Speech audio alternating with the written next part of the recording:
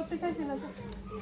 আচ্ছা মা আমার খবর টবর দিবা না তুমি পুতার নাতি মতে বউ আর আছে আর করতে পারে না হ্যাঁ ডেলি আমার খবর দিয়ে আনবা আর পারুম না নাতি বড় করতে পারে না নাতি বড় দিয়ে স্টাইল মিস্টাইল কইরা এন্ডা বাইরে যা হেন্ডা বাইরে যা পারতাম না কারা শুনাইতেছো?